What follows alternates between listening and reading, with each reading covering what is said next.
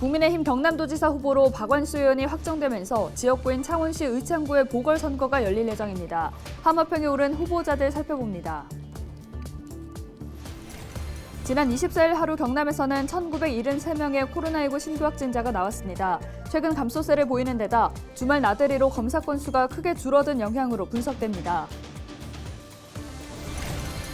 25일부터 코로나19의 감염병 등급이 하향됐습니다. 격리나 지원금 등 많은 부분이 달라졌고 마스크 해제는 또 언제쯤일지 자세한 내용 이슈앤피플에서 짚어봅니다. 35만 명이 넘는 인구 증가 등을 이유로 지난 2013년부터 KTX 물금력 정산을 추진해온 양산시 김일권 시장을 만나 자세한 내용 들어봅니다.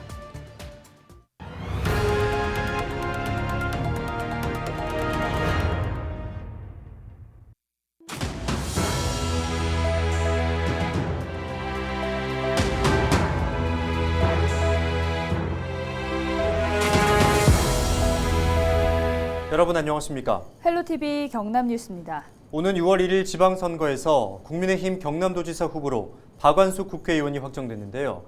그러면서 박 의원의 지역구인 창원 의창구 보궐선거에도 관심이 쏠리고 있습니다. 박 의원이 4월 사퇴를 공언한 가운데 출마자 윤곽도 조금씩 드러나고 있습니다. 보도에 표영민 기자입니다. 국민의힘 경남도지사 후보로 현역인 박완수 국회의원이 확정됐습니다. 박 의원이 4월 중 의원 사퇴를 공언하면서 지역구인 창원시 의창구에서는 지방선거와 함께 보궐선거가 열릴 예정입니다. 의창구는 역대 국회의원 선거에서 진보 성향 후보가 당선된 적이 없는 보수 강세 지역입니다. 지역 분위기를 반영하듯 국민의힘은 치열한 공천 경쟁을 예고했습니다. 현재 한나라당 대표를 지낸 김영선 전 국회의원과 김종양 전 인터폴 총재가 일찌감치 출마 의사를 밝혔습니다. 여기에 김상규, 장동화, 차주목 등 창원시장 경선 탈락자들의 합류 가능성이 높아 출사표를 던지는 후보가 늘어날 것으로 보입니다. 더불어민주당은 경남도의회 최초 여성 의장을 지낸 김지수 도의원의 출마가 유력합니다. 이와 함께 공민배 전 창원시장의 이름이 오르내리고 있습니다. 보수의 텃밭으로 불리는 창원시 의창구. 지난해 30년 만에 행정구역이 변경되면서 4만여 명의 인구가 성산구로 넘어갔고 중동과 북면에 유입된 젊은 층의 표심이 보궐선거의 변수가 될 전망입니다. 헬로TV 뉴스 표영민입니다.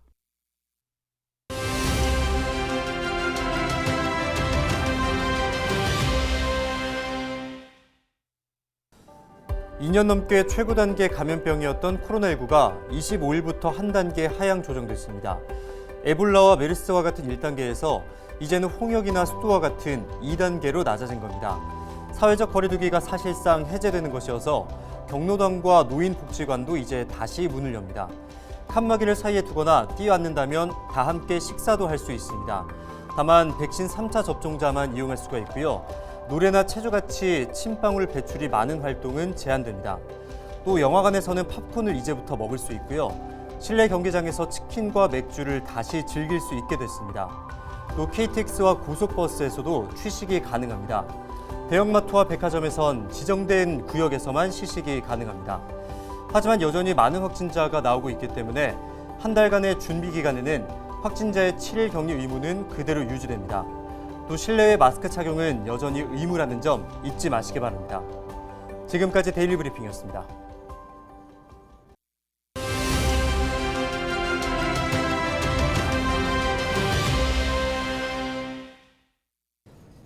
네, 앞서 보신 것처럼 코로나19가 감염병 2등급으로 조정됐는데요.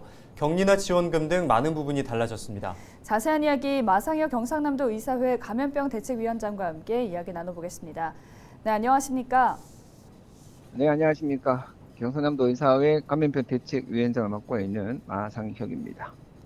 정부가 코로나19 감염병 등급을 낮췄습니다. 이에 대해서 어떻게 생각하십니까?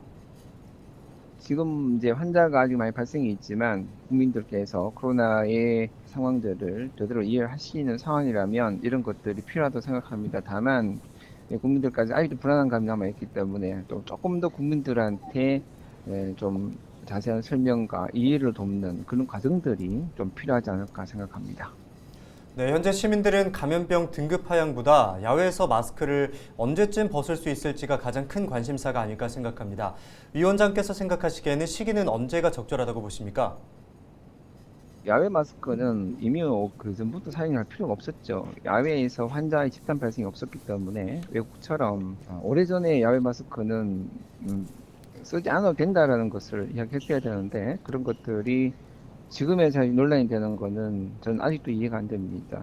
그래서 우리나라의 역학 상황들을 고려하고 환자의 발생들을 조사를 해서 야외 마스크가 정말 필요한지 뭐 이런 것들을 조사를 해야 될 것 같고요. 정말 중요한 거는 뭐냐면 국민들의 실생활에 불편함이 없도록 만들어주는 것이 중요한데 아직까지는 그런 고려들이 좀 부족하지 않나 생각합니다. 정부가 일상 회복을 추진하고 있지만 여전히 오미크론 확산세가 소규모 단위로 계속해서 퍼지고 있습니다. 일상 회복을 앞두고 시민들이 조심해야 할 부분에 대해서 짚어주시죠. 자, 우리가 오미크론 감염되어 보니까 역시 고령자와 그다음에 기저질환인 분들은 예후가 좋지 않았습니다. 따라서 내가 몸이 아프면 그런 분들과 접촉을 하지 말아야 되고요. 또 본인이 고위험군에 속한다라고 생각이 들면 사람들 접촉을 가능하면 줄이고 또 스스로를 보호하는 그런 노력들을 꾸준하게 저는 하셔야 된다고 생각합니다. 네, 오늘 말씀 여기까지 듣겠습니다. 감사합니다. 네. 지금까지 마상혁 경상남도 의사회 감염병 대책위원장이었습니다. 계속해서 다음 소식입니다. 코로나19 확진자가 계속해서 감소세를 보이고 있습니다. 지난 24일 하루 경남에서는 모두 1,973명의 확진자가 발생했는데요. 해외 입국 8명을 제외하고 모두 지역 감염입니다. 지역별로는 창원이 563명, 김해 368명, 거제 264명, 진주와 양산 159명 등입니다. 지난 22일부터 최근까지 추가로 집계된 사망자는 60대부터 90대까지 모두 6명입니다. 방역당국은 최근 전국적으로 코로나19 확진자가 감소세를 보이고 있고 특히 주말 동안 나들이의 영향으로 검사 건수가 줄어들면서 확진자 수가 크게 감소한 것으로 분석했습니다. 얼마 전 양산 물금역에도 KTX가 서게 된다는 소식 전해드렸습니다. 양산시는 그동안 35만 명이 넘는 인구 증가 등을 이유로 지난 2013년부터 KTX 물금역 정차를 추진해 왔는데요. 관련 내용 권정숙 기자가 김일권 양산시장을 만나 보다 자세히 들어봤습니다. 양산 시민의 수건이던 KTX 물금역 정차의 희소식이 들려왔습니다. 자세한 내용 김일권 양산시장 모시고 들어보겠습니다. 시장님, 정말 반가운 소식이 전해졌더라고요. 양산 시민분들이 KTX 정차를 바랐는데 그동안 이 정차를 위해서 노력도 많이 하셨죠? 사실은 우리 주민들의 수건이었지만 2010년부터 사실은 의회와 정치권 많이 움직였지만 그냥 한번 해주십시오 하는 선에서 끝나니까 절실하지를 했어요. 근데 작년부터 저도 이게 너무 절실하다 싶어서 우리가 과연 물금역의 KTX 정차가 쉬우려고 할 때 가능한지 그것부터 먼저 알아야 돼서 용역을 줘서 우리가 해보니까 충분하다 하는 게 나오니까 그때부터 움직인 거니까 사실은 작년부터 움직인 거죠. 예, 그래서 이제 한시름 좀 놓은 것 같습니다. 네, 시장님, 지금 현재 양산에는 KTX 산천과 KTX 원이 다니잖아요. 어떤 열차가 서게 되는 것인가요? 지금 저희들이 계획하는 거는 산천은 10량이고 KTX 원은 20량입니다. 양산의 인구나 모든 걸 봤을 때 저희들은 KTX 원을 씌우려고 합니다. 그리고 지금 산천은 상행만 있지 하행선은 없습니다.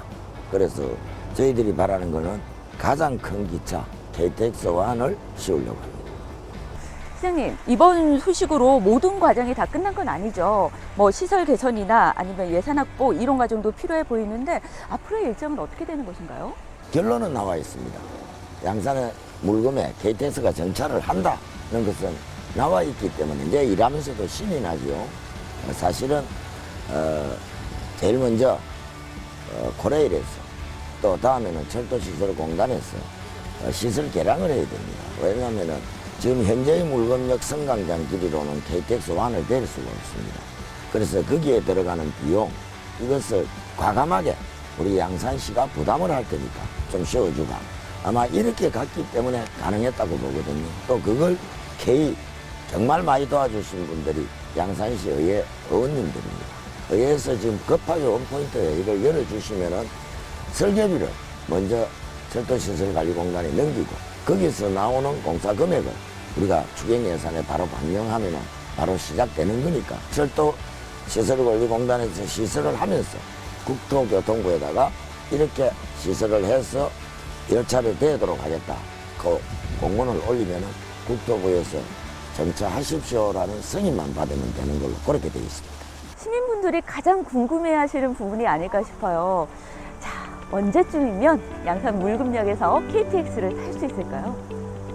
조금 애매한 부분인데요. 행정이라는 것은 절차대로만 거쳐가려고 하면 굉장히 깁니다. 그걸 얼마나 당기느냐는 우리 지방자치단체 양산시가 어떻게 하느냐에 달려 있습니다.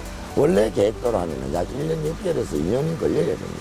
그러나 저희들이 사표를 대잖아요. 그걸 얼마만큼 당길 것이냐를 우리가 지금 미리 말씀드린다는 것은 좀 의아하지만 상당히 당겨질 것이라고 저는 생각합니다.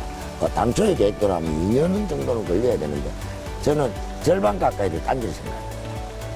네, 양산 시민에 발휘될 KTX가 양산 물금역에 하루빨리 설 수 있는 날이 오길 바라보겠습니다. 오늘 말씀 감사합니다. 너무 고맙습니다. 열심히 하겠습니다.